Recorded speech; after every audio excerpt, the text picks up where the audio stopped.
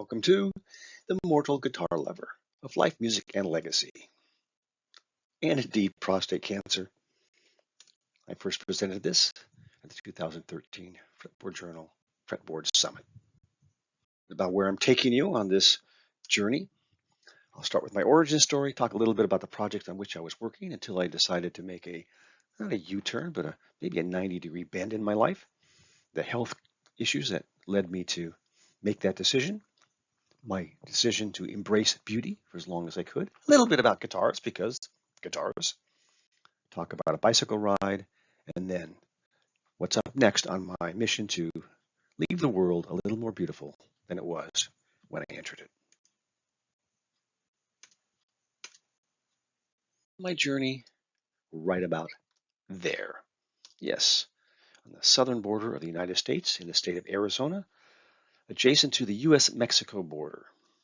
And the house where I grew up, you don't see any telephone poles or wires. Why not? Because I was born in 1955. The ranch where I grew up got electricity, and that thing you might have heard of called indoor plumbing in 1964, courtesy of Lyndon Johnson expanding the Rural Electrification Act, trying to civilize we folks living out in the hinterlands. And 1964 marked a special year for me, not only because I got indoor plumbing, because that's the year I shot a man in Reno just to watch him die.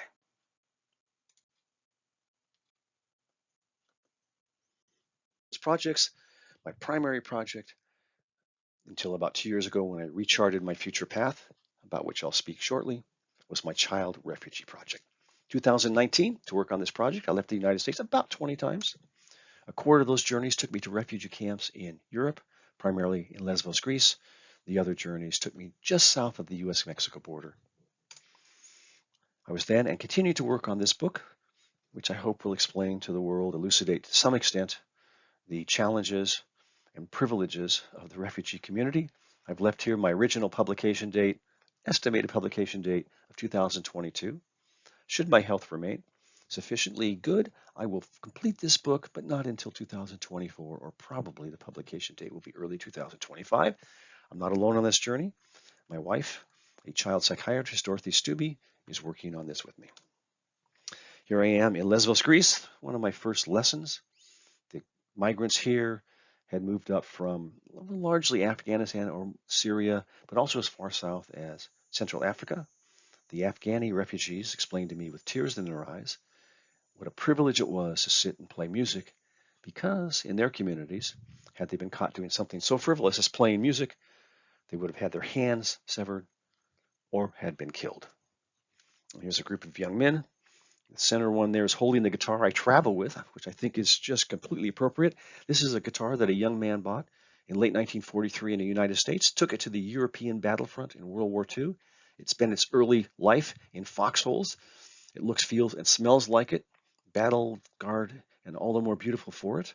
And for me, it's an extraordinary privilege to put this in the hands of people struggling to find freedom and happiness in the world, because some young soldier used this to bring beauty to the world in one of its darkest times. Here's a rare sight. Had she remained in her Afghani community, a young woman playing a guitar. I also went just south of the U.S.-Mexico border. Most of these families have moved up from the northern triangle of Central America, El Salvador, Honduras, and Guatemala. Most of them walked most of the way, some 3,000 miles or 4,500 kilometers. Just extraordinary people, and to see the resiliency of children is a privilege. Está bien hablar un poco. Dice que si puede darle una entrevista a él para que en el caso ahí le pueden ayudar y todo. Hola, ¿cómo se llama? ¿Usted? Porque cuenta una historia. ¿Está bien hablar un poco de su historia, de su viaje? Del viaje, sí, para que... Especialmente de su viaje. ¿De dónde son ustedes? ¿Está bien grabar un vídeo de su historia? ¿De dónde son? ¿De qué parte son? De Honduras.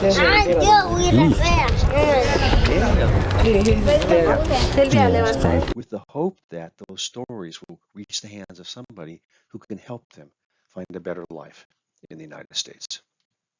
Let's talk about the introduction of two variables that changed my path to the future. The first was the descent upon the world of a global pandemic, and the second was receiving a diagnosis of cancer. Now, either journey might be interesting. Combine those two and they are extraordinarily interesting, but I do not recommend contracting cancer during a pandemic. This is a phone call, the voicemail that changed my life. You'll understand here that I'm called William in this voicemail because that's my actual first name. I'm William John Thomas. Way too long a story to get into why I don't go by the William, but in any event, I received this voice message late 2019, very late, probably very early 2020. Hi, this message is for William. This is Christina again calling from Steve's office. Just letting you know that your labs came back normal. If you have any other questions, give me a call at 203-848-1803. Thank you. Yes, I received confirmation that I'd gone for an annual physical very late 2019. All my blood work had been normal. One of the tests I requested it, not my physician, was a PSA, a prostate-specific antigen test. The prostate-specific antigen is a protein that's in the bloodstream that comes from the prostate. If your PSA score is elevated, it's a suggestion, a marker that you may need to look into to see whether you have cancer. I'm told then that my scores are completely normal. For the very first time in my life, for reasons I cannot explain, I looked over my electronic health records to see what my prostate-specific antigen score was. It was 17.6. What's that mean? Well, it means that I probably have at least a 50% chance of having cancer. Score again, 17.6. What should it have been? For a person of my age, I was then 65, I'm now 68. It should have been 4. Yes, I have more than 4 times the amount of prostate-specific antigen in my blood that I should have. What does that mean?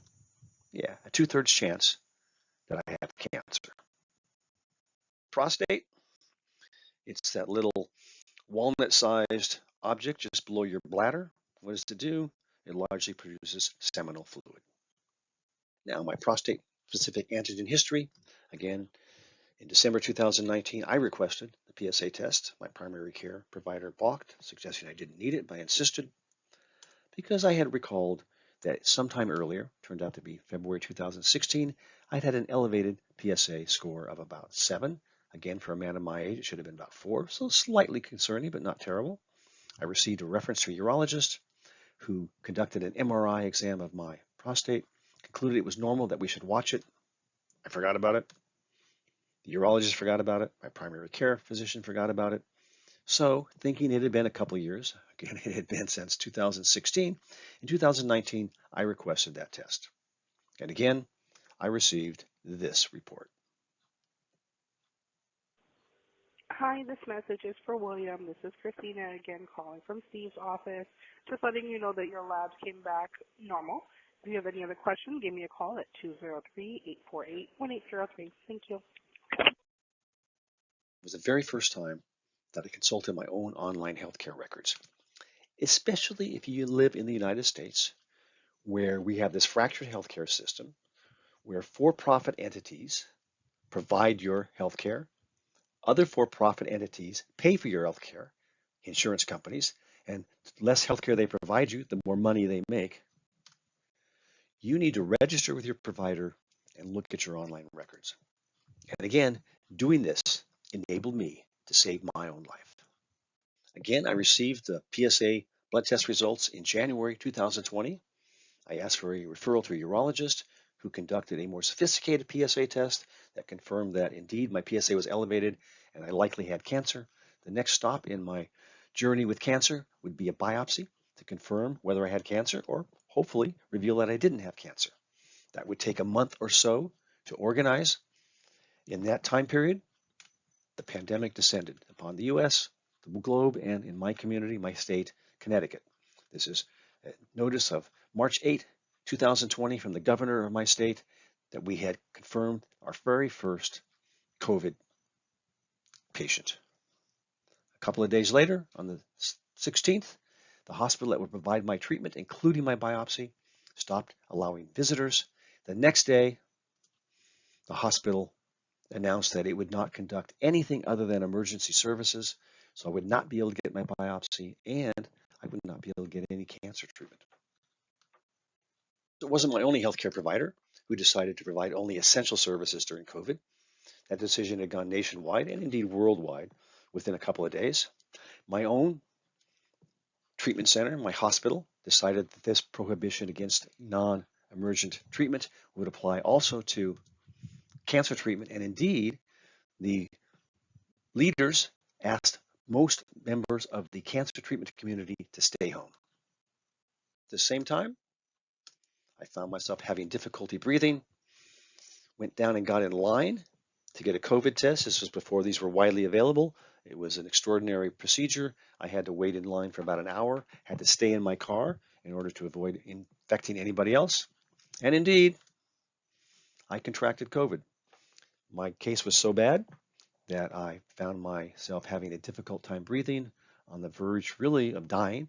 My physician wife called an ambulance, took me down to the Yale New Haven Hospital, where there appeared to have been some extraordinary crisis. There were patients on gurneys lining out the hallways out the door into the parking area. The healthcare providers were running from gurney to gurney, looking to see who needed treatment the most. I found myself there, extraordinary. Fortunately, there were not enough respirators to respirate me, but even more fortunately, the healthcare providers decided I probably would survive on my own. I got some hours of oxygen, got sent home on careful watch, and spent 2 months quarantined, having extraordinary difficulty breathing. For me, surgery. I recovered from COVID just in time for my July 1 surgery. Welcome to a special edition of the Red Cushion Sessions. Okay, I'm indoors, a little bit of red in the century-old carpet behind me, but I also have a red cushion. This is a special edition because we're doing a scientific experiment. I have the world's only carbon fiber Banner Gibson. Yes, the Kalamazoo gals were so ahead of their time. And we're going to do a scientific experiment. Tomorrow at this time, I will have been relieved of my prostate, my lymph nodes, a bunch of other stuff, and hopefully my cancer. So we're going to do a before and after. I'm going to play, appropriately, my mediocre ditty, and we're going to see, we'll take a vote, I'll put up a poll, whether I sound better with cancer or without cancer. Meet you same time tomorrow, same bat time, same bat station, but here it goes. The mediocre ditty, again, on the world's only carbon fiber Banner Gibson. Those gals were something, man.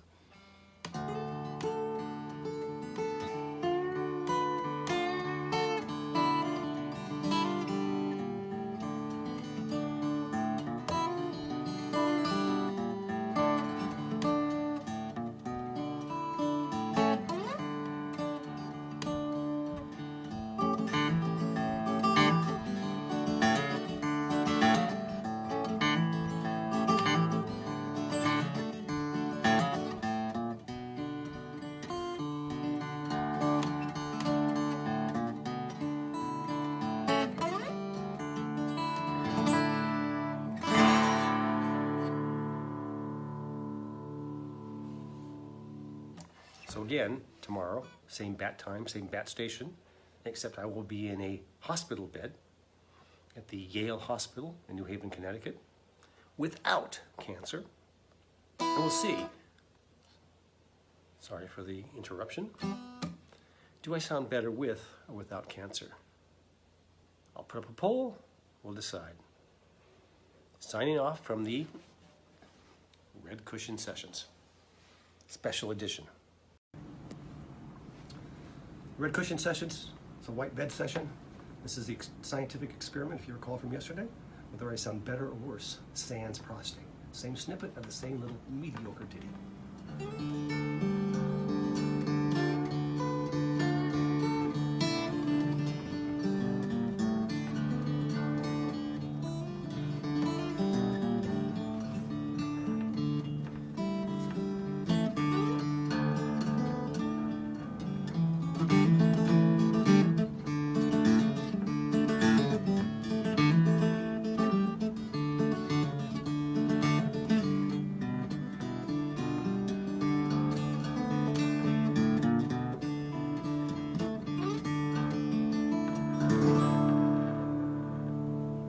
See you back on the red cushions tomorrow.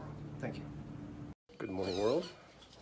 Out for my walk, up and down the hallways, trying to get a mile in. Always less than a 30th of a mile, as best I can figure. Doing my best. Adios.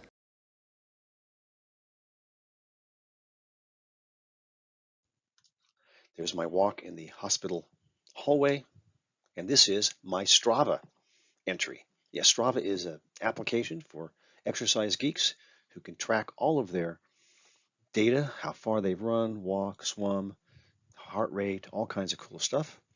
And in the running or cycling world, you can get a QOM, Queen of the Mountain, or KOM, King of the Mountain, depending on your gender choice, for riding or walking or running the fastest on a particular segment in the world.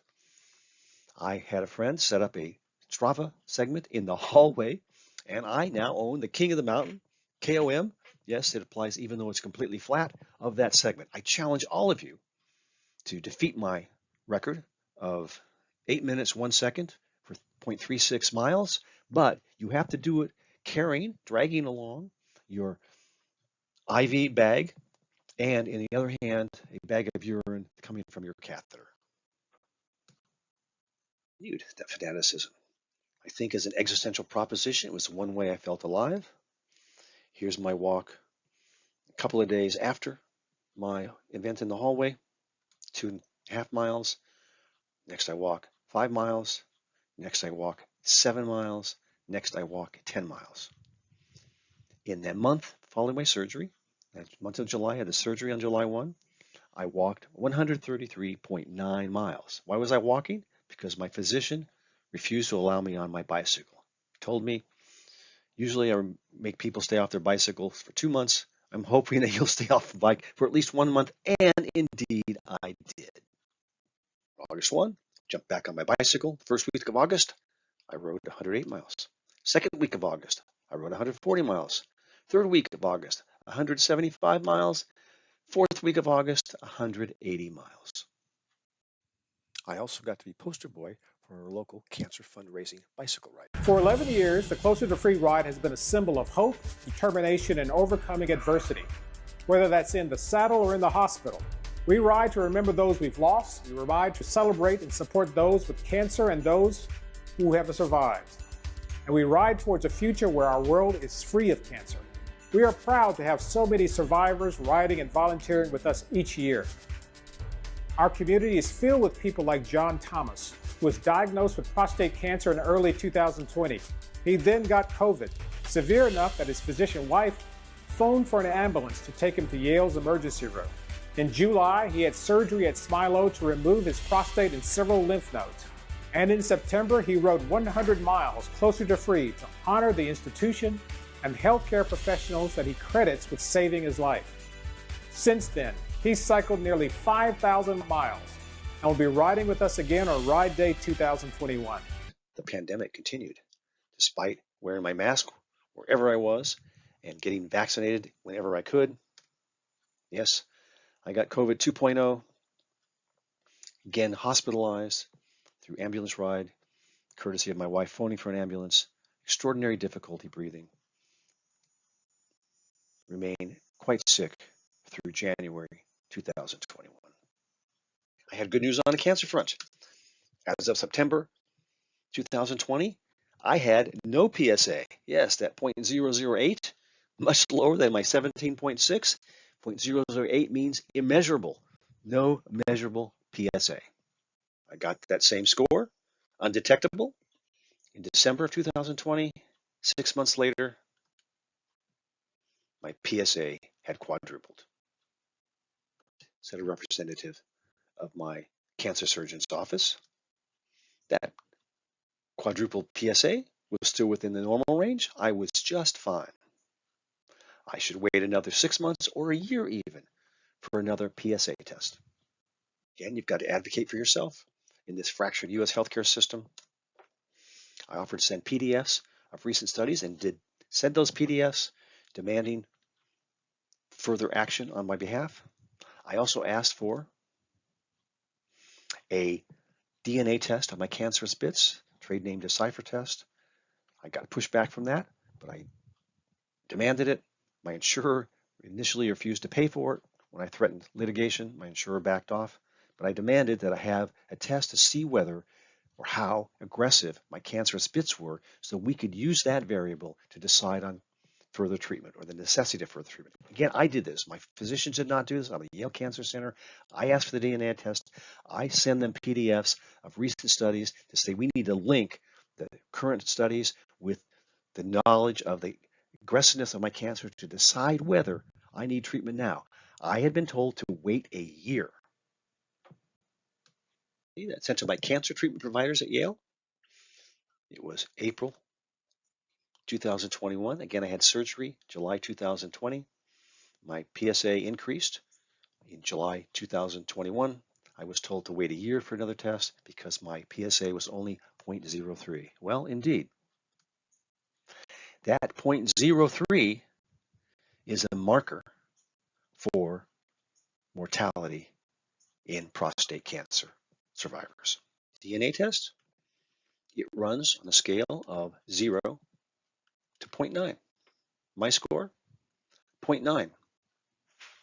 Yes, a 40% chance that I will die in the near future, even if I receive treatment. My urologist received the results. He phoned me immediately, told me the circumstances were dire, that I should contact radiation oncology, the folks who provide radiation therapy for cancer that remains after surgery. When I hung up, I didn't need to call radiation oncology. Radiation oncology called me, knowing circumstances were dire, grabbed me by the back of the shirt, put me in the front of the line for 8 weeks of daily radiation, Monday through Friday. Here I am on the table, reprising my role that I played when I was in the films Bond, James Bond. And how did I get to radiation therapy? Of course, I bicycled. I mapped out a route that would be a little over 12 miles to the radiation treatment center and back. Treatment center is only about a mile from my home, but I put together a route that would give me some exercise. And you can see here that about the halfway point, there's a climb. That's 436 feet there and back, so 200 or so feet of climbing. Not a huge climb by bicycling standards, but quite steep. I set this up intentionally so that I could estimate the degree to which I had become fatigued. That is the major side effect for radiation therapy. Again, I did it for 8 weeks, Monday through Friday. For the first 5 or 6 weeks, I cruised up and down those hills thinking, I'm immortal. I'm not tired at all. And then the fatigue hit. The fatigue peaks a month or two after treatment. And by that time, I was barely crawling up that hill, but I pedaled every single time. Now, I want to point out another slight interesting point in this bicycle route. You can kind of see a little bump in my path there.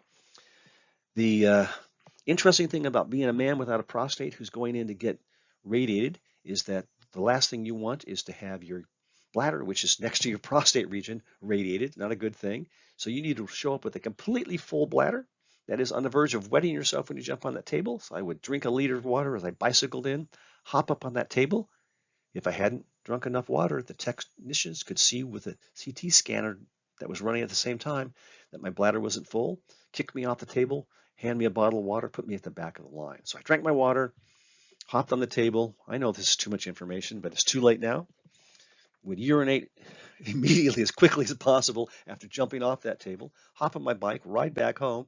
But I've still got all this fluid in my system. So a little over halfway home, right about there, I would drop my bike every day and run into the bushes. Same time every day because for the sake of scheduling ease, you receive your radiation therapy at the same time every day. I would reach that point, throw my bicycle down, run into the bushes and urinate. There were people who would walk at the same time on this exercise path. It's a beautiful exercise path most of this way. And they'd see me every day jump into the bushes to urinate wondering why can't this man regulate his own bodily needs. I will tell you, if you ever want to learn about gratitude, get radiation therapy. Doesn't hurt, takes about 15 minutes. Again, for scheduling ease, you are scheduled at the same time every day, which means you will have cohorts. There will be folks just before you who are waiting their turn while you arrive, and folks just after you who arrive a little bit early or whom you'll meet as you leave your treatment. They're all at different stages of cancer treatment. Some are the first week, some are the last day. And every single day when you are there, you can find somebody in more dire circumstances than you who is doing his, her, or their best to remain positive and hopeful. Consultation before my radiation therapy, I learned something rather interesting. I had read my surgical pathological report on my online chart because I read everything on my healthcare chart now. It didn't make any sense to me. I read it, a lot of multisyllabic words I didn't understand. My surgeon had told me everything had come out well and was very hopeful, but the report indicated that I had a positive margin. What's a positive margin? That sounds like a good thing, I said to my oncologist, my radiation oncologist, who replied, wait, no one told you this? No. Second, it's a bad thing. It means that there is cancer on the outside surface of the tissue that the surgeon removed, meaning almost certainly there's still cancer in your body. Is it one of those multisyllabic words? My margin contained adenocarcinoma. What's that? It's the stuff of which prostate cancer is made. So again, I had that in my body for a year. No one told me about it. I had to advocate for the radiation therapy, for the DNA test, for all of the interventions that have helped me to save my life. But we'll find out in the next slide how long that will be. I completed my radiation therapy December 2021, but a couple of years later, my PSA is the highest it's been since my surgery in July 2020. What does this mean? It means my cancer has metastasized. It has moved beyond my prostate area. It's floating around in my body. Early days, my oncologist has stated that I could start treatment now, probably could wait as well. But whatever I do, the cancer is incurable. It's metastatic. I'm somewhere between stages 3 and 4. The treatments may slow the cancer down. The treatments will not stop the cancer. The end, my end, will be due to cancer. My response on that bicycle. I speak to you in August 2023. I've so far ridden 6,000 miles in August, 10,000 kilometers, climbing 300,000 feet. Onward we go. This is what led me to seek a sabbatical from my refugee project and to embrace beauty. I informed my publisher of this. Within weeks, Oxford University Press contacted me to do what I'm calling a Kalamazoo Gals-ification of the science and art of the guitar. Kalamazoo Gals, as we'll see in the next slide, a book that I wrote about women who built guitars in World War II. To the extent I've ever been a successful writer, that's probably where I've done it. I brought, at least Oxford University Press believes, I brought a readability and entertainment aspect to some serious discussion of history. Excited about the Oxford project because it involves guitars. I partnered with Worcester Polytechnic Institute, an engineering university in Massachusetts, a state just north of Connecticut here in the United States. We're developing an open access project for CT scanning and sonically analyzing a variety of guitars. We've CT scanned flat tops and indeed arch tops. This, for the aficionados, is Jimmy DeQuisto's blue guitar.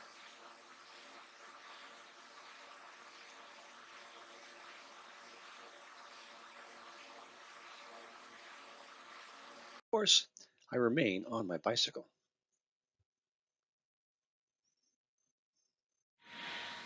Welcome back to my prostate cancer recovery diary. It's been a while since I visited you here. Welcome back to my prostate cancer recovery diary. It's been a while since I visited you here. I arrived today to talk about my next big challenge, which I'll be using to promote awareness of prostate cancer and to help fund treatment of prostate cancer. This is the world's longest mountain biking route, the Great Divide mountain biking route that runs from Banff, Canada to Antelope Wells, New Mexico on the Mexican border, 2,700 miles, 200,000 feet.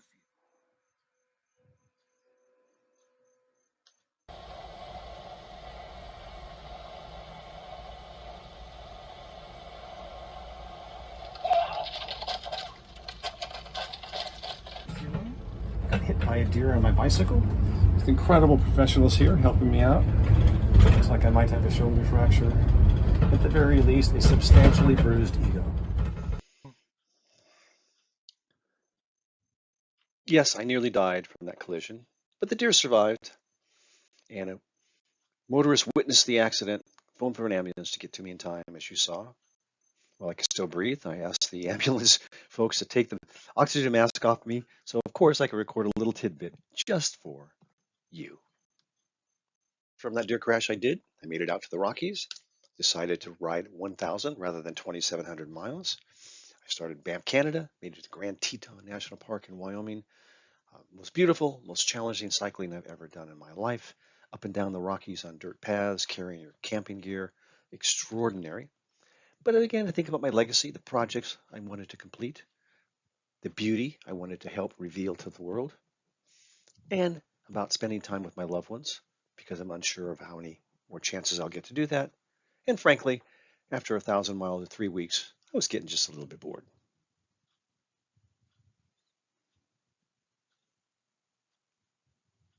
This is one of my central projects, my podcast about the Walthamstow Assembly Hall.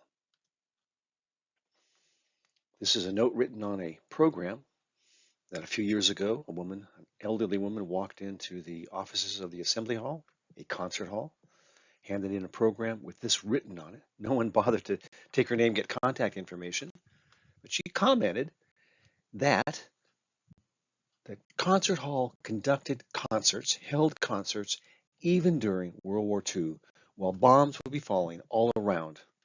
The music was divine. What am I doing involved in a project about a concert hall in the Walthamstow Borough in central London? You got to blame the Royal Institute of British Architecture. The managers of the concert hall approached the Royal Institute asking whether the concert hall might have been built by women.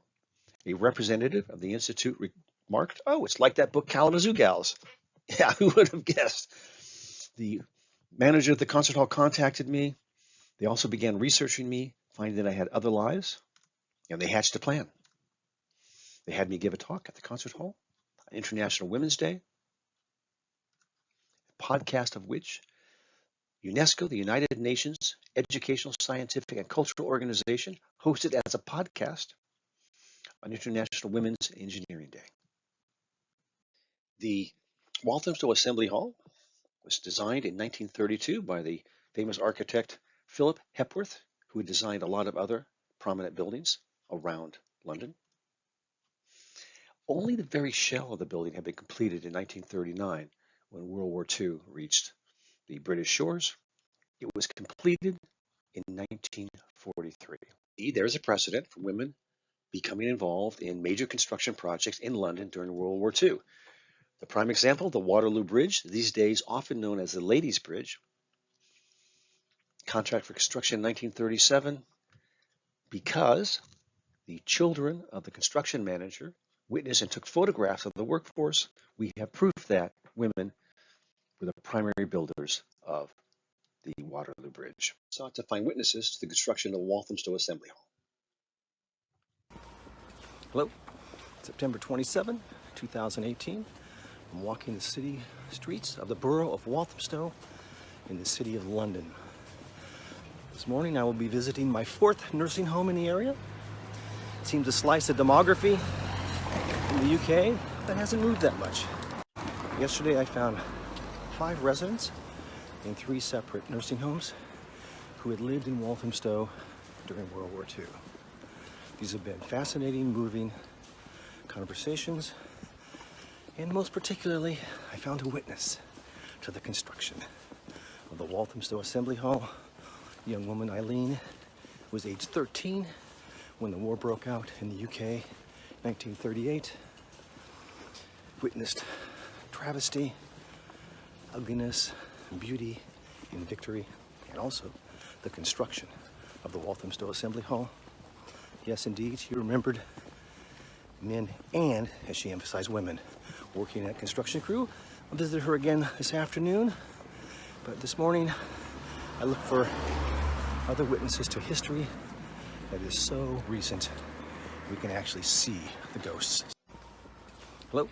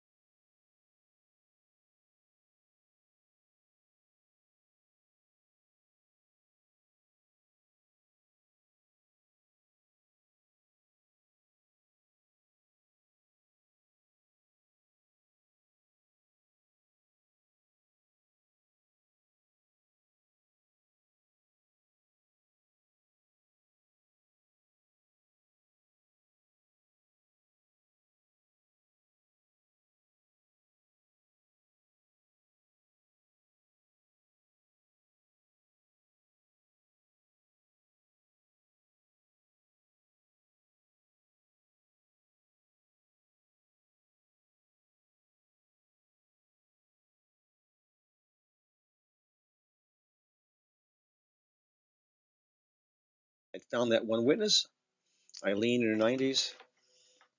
Alas, I hadn't shown up with recording gear when I walked into that nursing home. Yes, I talked my way into nursing homes, spoke with the residents who were alive during World War II.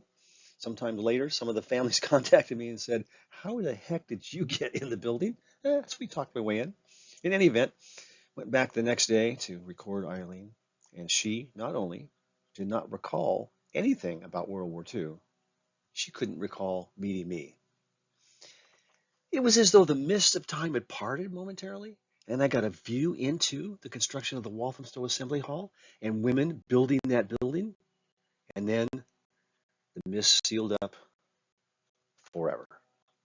It has now turned into a podcast, The War Hall, now up on Spotify and all your usual suspects. My co-narrator is Angela Allen, the extraordinary woman who served as script supervisor and continuity guarantor of nearly every great American film up through the 1970s. Here's my favorite photograph of Angela. She is on the far left. You got director John Huston of this movie, The African Queen, on the far right.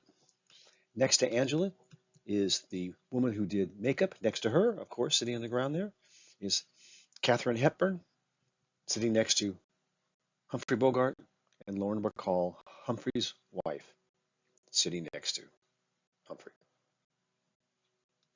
Become extraordinarily interested in addition to telling the tale of the Walthamstow Assembly Hall, is conveying to the listeners of the podcast just what a monumental project this was. What an extraordinary project. In the middle of World War II, when they're facing the fight for survival, the citizenry of Walthamstow in the center of London decide to invest time, energy, and resources into an arts building. They understood the necessity of recognizing art, of beautifying life, especially when the world was under such struggle. This is a map of simply the Blitz in 1940 through 1941 on London, the number of bombs. During this time, Walthamstow is constructing the Assembly Hall. This is Walthamstow in the center of London, slightly closer look. And these are the bombs that fell, again, just during the Blitz. During the entire war, of course, more bombs fell through the air and landed on Walthamstow. The soundscape of the construction of the Walthamstow Assembly Hall while bombs are falling all around. I'm going to do this in surround sound, putting the listener in the center. I have a map of all the bombs that fell in Walthamstow during World War II. During the time of the construction of the Assembly Hall, 4 years, I will depict this in sonic fashion. You can see in this corner, I've got a legend which indicates what kind of bomb fell. And on the map, those types of bombs are marked. The larger the bomb, The lower the pitch, the smaller the bomb, the higher the pitch, the closer the bomb, the louder the sound, the farther away the bomb, the quieter the sound. I will put them in compressed time when they happen and put that listener again in the center of the surround sound, putting in on the dates when they would have happened snippets of the music played in the Walthamstow Assembly Hall. Because in trying times, I think beauty is what saves us. And certainly what I've decided in my own life in trying times, the times aren't nearly so trying if I can reveal some beauty. And of course, it will make me feel much more positive about my legacy. So thank you for listening. Please follow along. If you have any ideas, let's go back.